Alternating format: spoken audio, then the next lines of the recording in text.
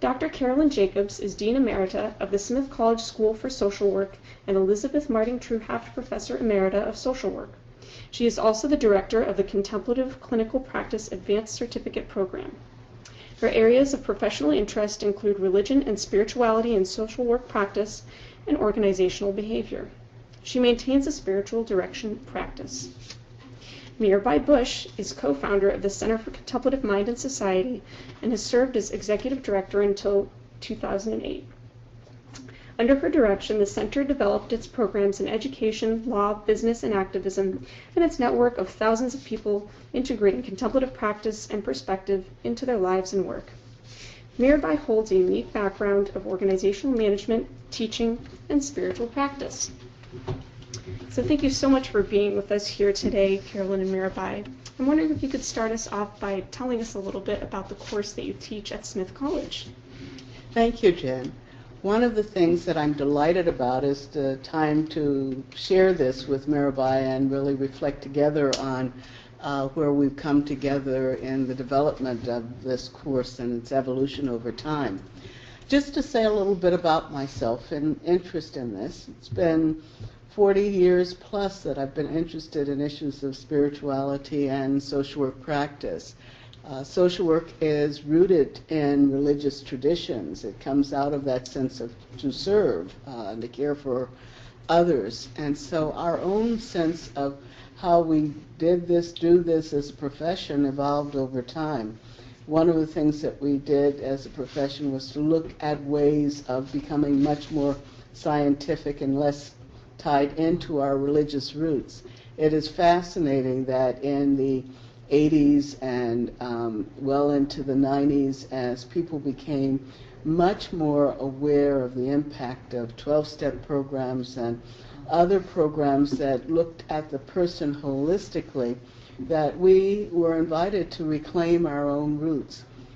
We spent a lot of time following the medical model, and physicians and medical school educators began to move back to the looking at how does spirituality impact on healing.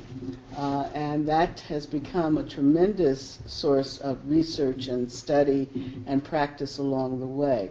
So for those of us in social work education who believed in the importance of considering the whole person, their belief systems, the way they make meaning out of life, and seeing that as a part of healing for the person and the power of the person's ownership of that, it became very important to think about curriculum and also ways of teaching that would help our students and our faculty to understand this importance. I start with a quote by Yeats on we can make our minds so like still water that beings gather about us, that they may see, it may be, their own images, and so live for a moment, perhaps even with a fiercer life because of our quiet. So the ethics, the values of social work are very much in and out of that quote, and it's been one that I've lived with in terms of the development of curricular, but most important, the development of my own life as a practitioner, as a teacher, as an administrator. How do I come to a sense of stillness and quiet that others can see their own life and live fiercer out of that experience and be a part of the transformation of our world today? So that the whole program developed in 2007, and I've looked at putting together a team of faculty who come with particular expertise, but also with a sense of practice in their own lives. I think it's critical that people are grounded in practice in order to really be able to teach others, as well as to understand that dynamic that includes issues of race, of gender, of orientation, of class, and trying to understand what meaning those various identities take on for the person in his or her own life.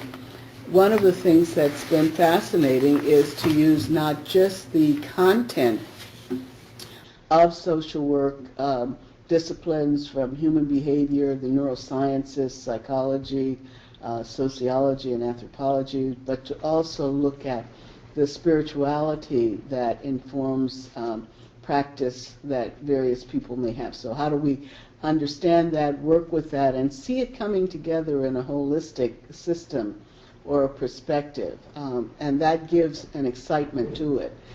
Part of what I found helpful is to use various exercises in the course and in all of my teaching that bring people into silence, but also give them a chance to explore different ways of prayer, meditation, contemplative practice.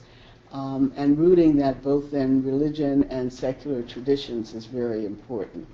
The one Lectio Divina that we start with, where we invite the group to pray, to reflect on different ways of understanding about their own spiritual tradition, is to take the golden rule from 8 religions and to offer those various interpretations as a way of seeing the commonalities that do unto others as you would have others do unto you. There's that sense of service and connection that cuts across all religious traditions. And I find that as participants sit with that in a group and share what word, what feeling comes as they read through each tradition and as they listen to others reading, it is a very powerful and profound experience. It's also very interesting because I provide them with a translation from 4 or 5 different languages. So if a participant is able to, has a facility in French or German, he or she may be reading about the Baha'i tradition out of that particular language. So we hear the words, and those become very powerful and profound for us.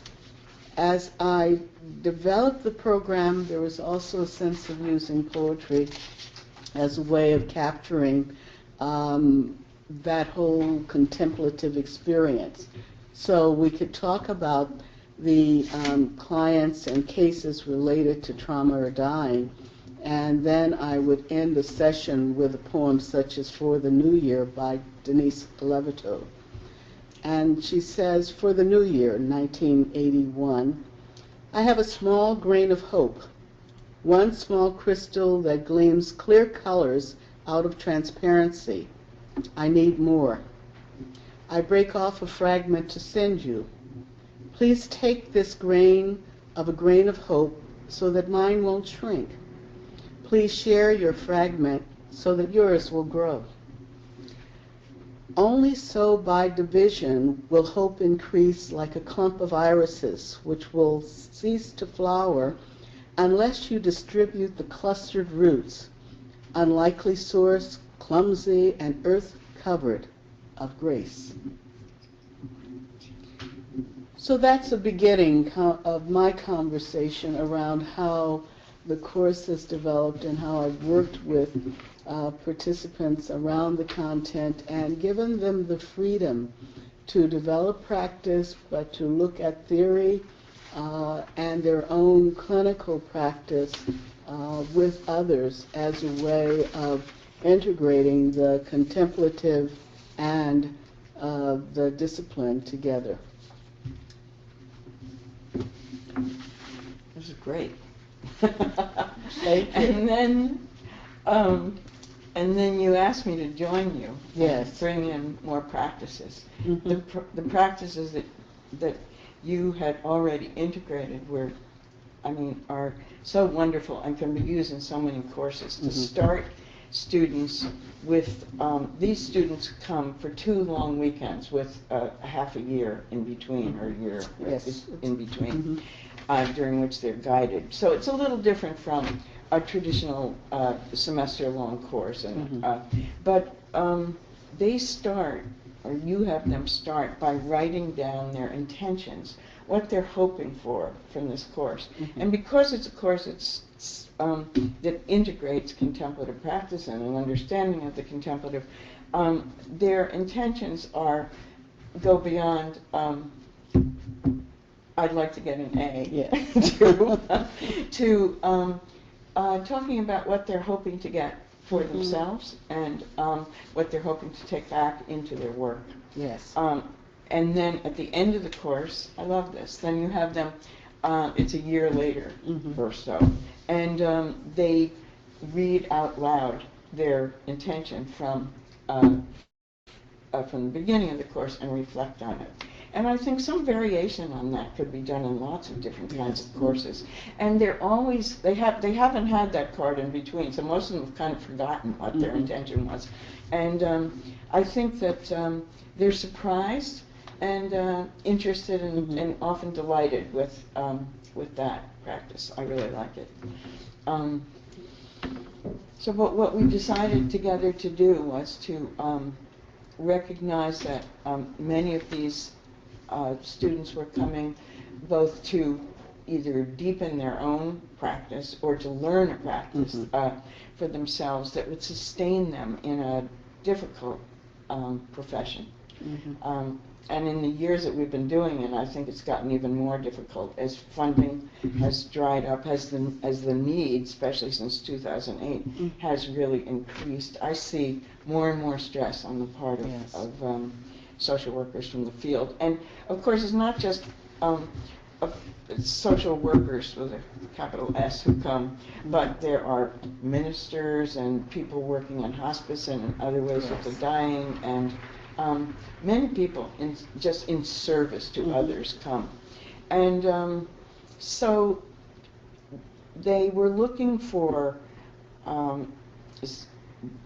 balance in their lives. So easy to get burned out in that kind of profession, and resilience in the presence of all that suffering, and better ways to listen to their clients, and ways to protect themselves from compassion fatigue, for just burning out and leaving the field. And so we, it was interesting to me because I had a background in social justice activism, and in teaching in other courses in higher education that wasn't quite so relevant. But here I could bring that appreciation together with the contemplative. And so we've been, as you know, we've been teaching them a series of courses, often using mindfulness as a base, because it's secular, because it's really not a practice from any particular tradition, although the Buddhists have refined it the most. It's really a human practice of waking up, and we do it in various ways, but just sitting and watching your breath and letting go of thoughts and emotions as they arrive and coming back to the breath. Even when we do that practice for 15 minutes, you can just feel the stress like falling off people's shoulders. It's just, and feel them arriving. And when we do it on the first weekend, people are always saying, oh, this is amazing. I didn't know it was going to be this way, And then mindful walking, which helps, which is really mindful movement, helping people begin to bring that awareness into their lives in the world. And then the loving kindness and compassion practices, which, of course, people in the field of social work they've already cultivated a lot of loving kindness and compassion, or they wouldn't be there.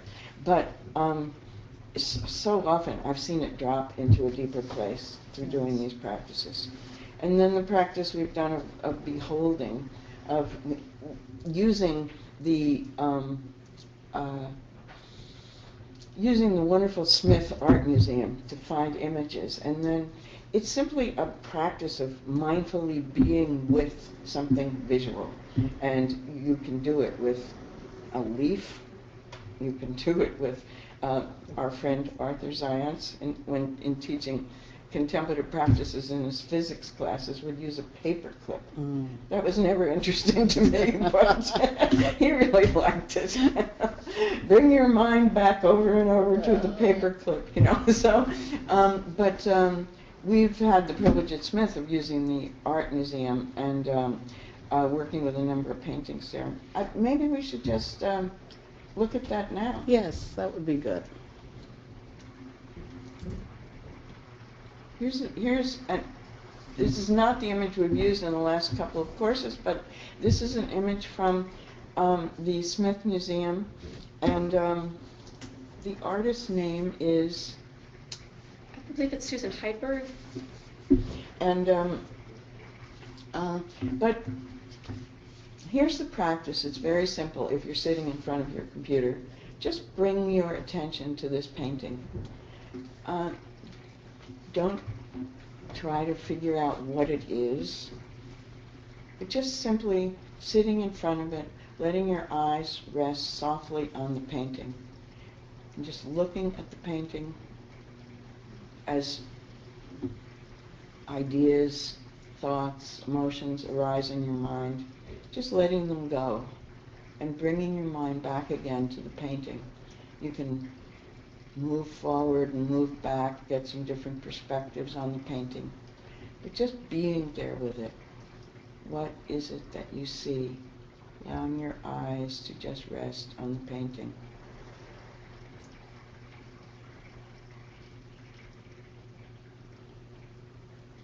Noticing what's happening in your mind and letting go and coming back to the painting.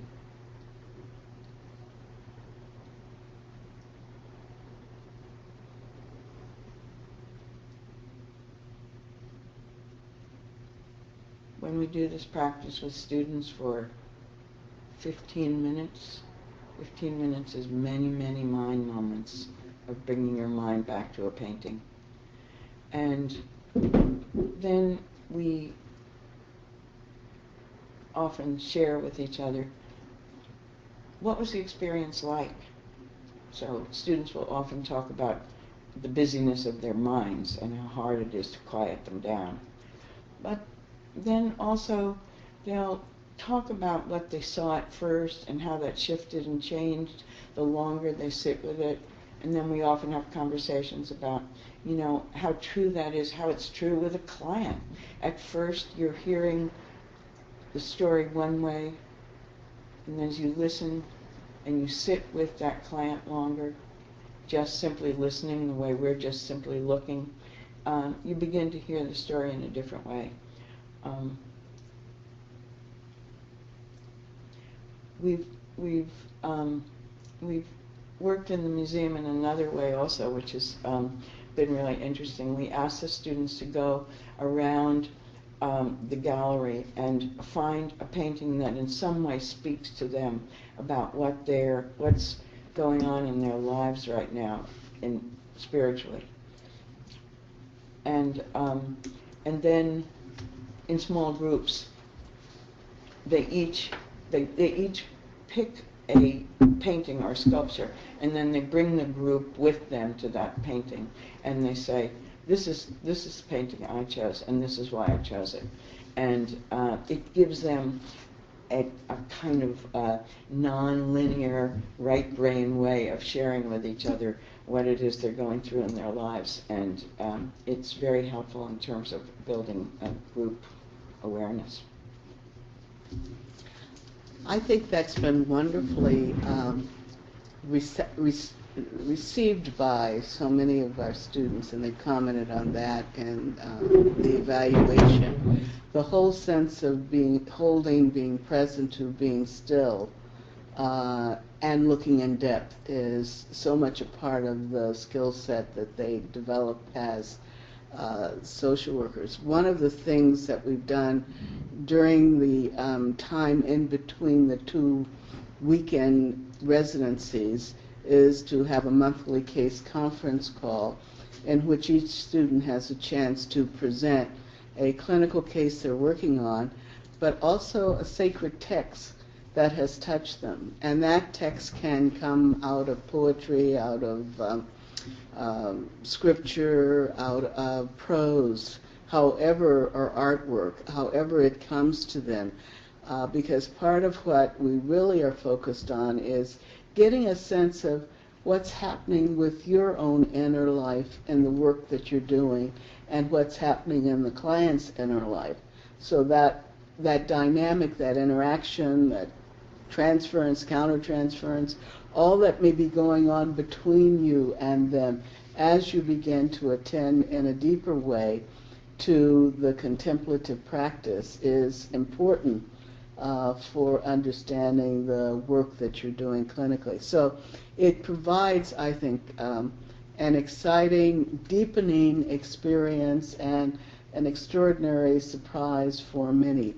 Perhaps one of the big struggles that happens is for students to sustain practice after they leave and in between times. And they really struggle with trying to find that 10 or 15 minutes in their own lives. And we talk about that a lot, both before they leave, and then I wind up being available to them by phone to really talk about what may be happening in their own practice journey and their own lives.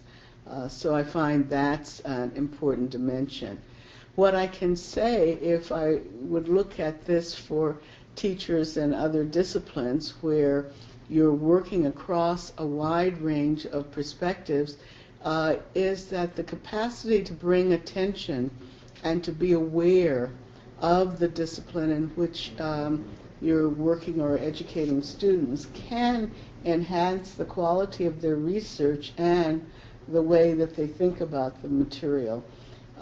The issue of contemplative practice in higher education started for me way back with new epistemologies in the 5 colleges, in which Arthur Science and David Scott and a number of others were involved in meetings. I think you were involved in some of those as well, Mirabai, as we tried to look at how do you provide an experience of deepening of contemplative practices across disciplines. So for us, it was a wonderful faculty gathering of physicists, of biologists, of anthropologists, of myself as a social worker, of people in the humanities and other dimensions of the sciences and dance and theater, coming together talking about what were those kinds of exercises that we provided, whether it was just 3 to 5 minutes of silence in the class or other more structured into the overall course outline.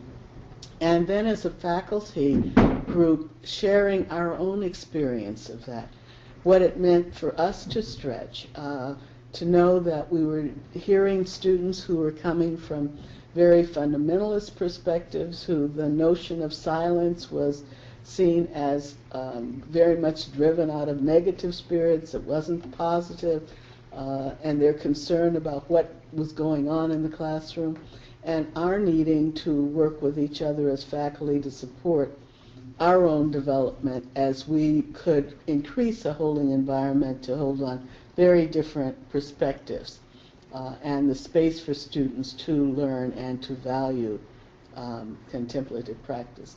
You have much wider experience because you work with faculties around the country on the topic, and I'm curious, is there anything in particular that strikes you about that? Well, I'm really glad you brought up the matter of having a support system of some kind. At lunch we were talking about how important the teacher's own practice is. We look at how it's difficult for the students to do 5 or 10 minutes a day, but it's also, we know, maybe the single most important thing to teaching a contemplative course is the sincerity and depth of practice of the teacher. And of course, one of the ways of keeping that alive, and because it's hard for everybody to keep practicing, Yes. and especially if you don't have a teacher close to you. One way is to have a group of like-minded academics who will encourage each other. But the center is looking at ways to encourage that in the future, and I think that's really important because what we were saying is when you start out you design a course, and then you start teaching it, but it's never the way you think it's going to be, and there are always issues that arise, and it is that experience with your own practice over time that will, give you the resource to be able to respond to that. Like you were talking earlier about a lot of issues when you have, this is almost always true in a social work class, but it's true across the disciplines now, that the student body is more and more diverse, and not just ethnically and racially and internationally, but their religious and spiritual backgrounds are different also, and so they have lots of different responses when you say, okay, now we're going to close our eyes or open them and look at a painting. You really need to be able to be there in the moment, not knowing what's going to happen, to, as we used to say in Aikido, expect nothing, be ready for anything. Do you want to say something about that? I think, well, in a couple of ways. One of the things that I did, I've grown up very much in a Catholic tradition and very much shaped by Ignatian spiritual exercises. And one of the things that I felt about delving into the area of spirituality and social work or in faculty groups was I needed to have a broader understanding of different spiritualities, not in a sense of denying my own or placing my own higher than or lower than another's, but to be open to that richness of diversity of experiences in the human condition. So I went to the Shalom Institute for Spiritual Formation to become a spiritual director, and part of that experience very ecumenical, challenging across many traditions, and an openness to not having formal religious traditions, but in a capacity building for all of us who are doing this work to be able to walk with the journey of someone, however they had created meaning in their own life, about the great questions about what is life all about for me, and where am I going, how am I going, what am I committed to, how do I deal with suffering and understand it along the way. That sense of being open gave me a base by which I could stand grounded in my own tradition, but quite capable to hear students struggling or coming to a different level of meaning and understanding in other traditions. So one of the things that happened to me in another institutional setting is a young African-American man who had come from the South and who was really interested in understanding Buddhist practices and was finding himself in course settings where people were saying, well, you're not really practicing, because he was really struggling with where is this depth of this experience that I'm having. And so I was talking with him about where do you feel that sense of grounded or connectedness? And he said, singing gospel music in the shower. And I said, that to me is a good contemplative practice, you know? And part of it for him, being in a predominantly white institution, having come out of a strong African-American family, he could hear his grandmother's voice. And so that gave him a sense of that resiliency, the perspective, a sense of energy to move forward and to learn other ways.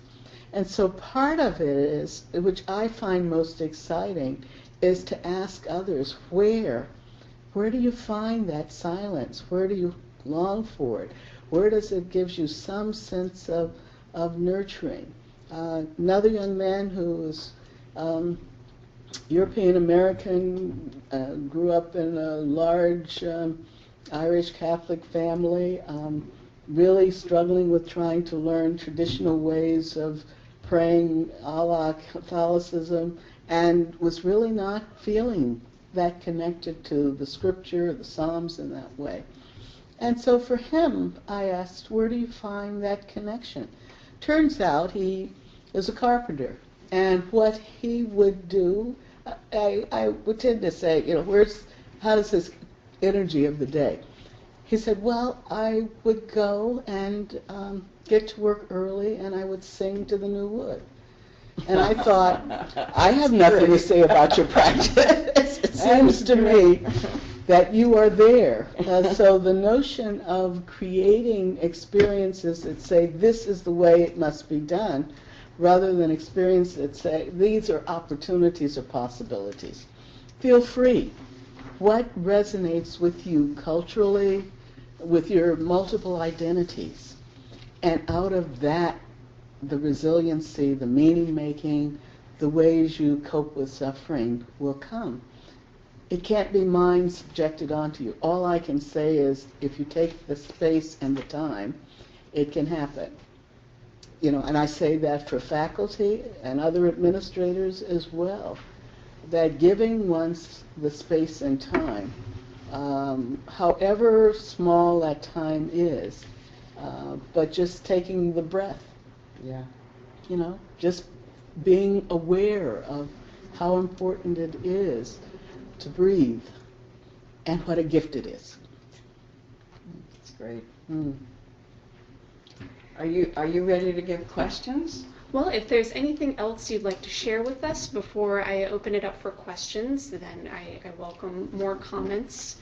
If there's anything else you'd like to say. I think if you would show the bell hooks slide, I want to make sure I comment on that the relationship matters with oneself, with others, with events in history, with nature, with the world of ideas, and yes, to the things of the spirit. I think teaching pedagogy is about relationship. It's about with the student and the teacher, and sometimes the teacher is the student, and that whole sense of what's happening with yourselves. With the events in history, we can't walk through this world today without being aware that we need to breathe deeply and hopefully, in that sense of metta, give a sense of loving presence to all that's happening here. With nature, for those of us who are in the Northeast looking at mounds of snow and going, okay, how do I relate to this carefully, directly, but with an awareness that, yes, spring will come, summer, fall, and winter again. And the world of ideas, which is what we're all dealing with, is how do we engage with those ideas and get excited about new theories, new learning, and all of that has the spirit in it. Thank you, Carolyn and Mirabai. At this point, we'd like to invite everyone to type in your questions for our guests today. So we're going to have just a couple of minutes of silence on this end to allow you to reflect and write in any questions or discussion topics. I'll then select a few of your questions and read them for our presenters.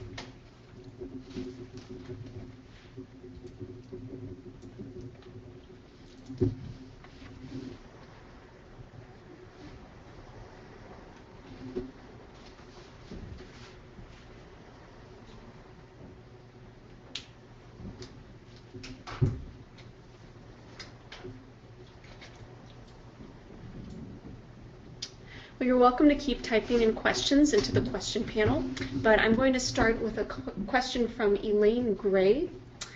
And it's a question that actually often comes up at our events and during our programs, and that is, how do you deal with resistance in students who are new to the practice in a course where they're exploring the connection between themselves and the world? So in a sense, intercultural communication. I think one of the things that I find always important is to be centered in my own energy and not get caught in the whirlwind of their frustration, their anxiety, etc., etc. So I breathe deeply and move to that deep silence and listen for what I can hear in and around the question and the depth of it. One of the things I find with students is oftentimes they come into class having had continuous conversations with each other around issues that are very difficult. And then they arrive and we're working with them and they're just frustrated. So part of it is finding out what is really under the question. Now, there's some things I can't do anything about. But what I've found is by being present and deep listening, that sometimes that is the essential way, because we begin to model the way of both teaching and learning when it's ambiguity and uncertainty and not knowing, but to be able to show people how to sit with the discomfort is important. Great. Anything you'd like to add to that, Mirabai? I was just remembering that this fall I taught the 70 of the incoming students at Amherst College in their orientation. They had 3 days. This group had 3 days of mindfulness and yoga. And it was so hard for them in the beginning to do. I started out with mindfulness of the breath and looking within. It was really hard for them. Their minds were really busy. They didn't want to be looking at like their deep personal issues in the midst of these 70 other people they're going to be in classes with. And so after trying that for a while and recognizing that it was really hard for them, I gave them each a leaf, and then we had meditation of bringing your mind back over and over to a leaf. And, you know, I didn't know if it would work better, but after it was over, 5 or 10 minutes of doing that, then there was silence for a while, and I thought, oh, this was hard too. And then in the back row, a football player raised his hand, and he said, could I say something? I said, sure. He said, I love my leaf. Oh, that's great. So flexibility, sometimes going directly to, you know, the place where the difficult issues arise is too much. Thank you. We have a few other questions specifically about assessment. One of our participants is asking, what sort of challenges have you faced in making these sorts of contemplative exercises gradable or accessible? I think it's very difficult to make them gradable or in terms of assessment. What I ask students is to do their own self-reflection. How has this been helpful, not helpful? What did you learn from the experience of struggling with it? And what will you take out of it for the future? So unless it's a course specifically on contemplative practices, I look at how it creates the kind of learning environment that students can find it helpful in their own ability to integrate the knowledge before them. But I'm not going to grade anyone's practice in that way. I just ask, in the classroom setting, what I do say to students is that be mindful and respectful of others. So if you choose not to participate, don't go flipping through the pages. Just sit there quietly because others may want to participate. I'd add that this year we did have a conference on assessment and evaluation, and that on the website, I imagine there are talks and more information on that subject. Yes, we have the conference program online, and we have a number of other resources, webinars, and curriculum syllabi if you'd like to peruse those. Some of those are accessible by ACMHE members, and others are free and open to the public. I think we have time for just a couple more questions. Looks like one of our participants, Bill, is asking, how do you encourage students to practice listening? Specifically, how to listen to each other when their views or attitudes might be disparate. Mm-hmm. Good one. Well, first of all, I don't think we're on video for most people, but I was going to hold it up. But I really want to encourage those of you who haven't looked at it so far to look at the book that I did with Dan Barbizet last year, Contemplative Practices in Higher Education. I say I did it. It was done by hundreds of people teaching in classes and then reporting back to us. And this book is really about the experience of many people. And listening practices we have a whole chapter on in here. And it's a really powerful practice for exactly the reason that you're asking. But for even context where that doesn't specifically seem to be arising, implicit bias about other people's perspectives, simply almost everyone walking the planet can improve their listening skills. And every time I do this practice, I learn something. So we do a practice in pairs. We recommend a practice in pairs where one person is listening mindfully so that his thoughts and sensations come into the mind, they let them go and bring their awareness back to the person who's speaking, and then they feed back to that person and they change roles. And it's really quite amazing that people see what's arising in their own minds as they're trying to listen to another person. And often that will uncover these kinds of biases that then allow them to speak with more appreciation of the other person. You know, I still think this, you know. One teacher did a great thing, which was he had his students sign up or join a club or activity on campus that represented the opposite of their position. So some of them were political groups and so on, and to actually be part of it and see what happened to them while they were in the middle of that. Yeah, the combination of listening with the compassion and just like me practices of appreciating the other, how much we share in the midst of our differences can be helpful. Thank you for that response and reflection.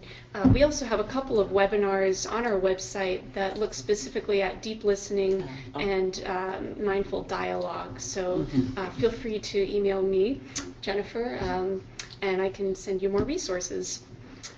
We have time for just one more question. It's a really important one. And it looks like Cecilia is asking, have you encountered any contemplative practices for collective liberation, particularly for marginalized or oppressed groups in thinking about historical trauma like racism? I'm going to defer to you because classically, people of color get to answer this question. Oh, classically, I get to answer this question. I think here again it depends on the composition of the group, because I do think there are white groups that want to deal with unlearning racism, and so to take cultural experiences that are rooted in a predominant culture of people of color, it becomes sometimes a misappropriation. And an experience that people of color may feel some sense of being violated in that. Where you may have a group that is sharing more of a similar kind of cultural, historical, racial, ethnic background, there is an energy level of rituals that can be freeing, that can begin to deal with some of that sense of oppression as a collective. And so it may not be the sitting in silence in the same way. It may be for a group of African Americans of a certain generation or background, it may be sinking into some of the gospel music. That energy becomes one of healing because it represents the tradition, it represents who a people are. There's other music that's come up out of the 60s and around that can pull on the spirits of people. So it's where that's grounded. The other thing I would say is the need to bless, make holy the space in which rituals or these gatherings occur, because oftentimes the space represents the trauma, the historical racism that others have experienced. So with using the native traditions and smudging and the sense of using water to bless the space, using the prayers to bless the space, however someone may enter into that. Part of what I would say is that one has to move from the head to the heart, to the soul, and the pit of the stomach, and be grounded in the experience and the history and the pain of the ancestors. Also, in that pain, that suffering of ancestors, there's a freedom and a strength. And it is in the collective that you draw on that. And the African tradition, I am because we are. I cannot stand against oppression except that I acknowledge I'm standing on the shoulders of those who've gone before. I think Selma and the whole civil rights movement. It just gives tremendous sense of power, of hope and presence in a very difficult and oppressive time. And to know that there's another generation that's going to stand on my shoulders. So for all of us who come from a different perspective, but carry the soul and the spirit of the connection thereby.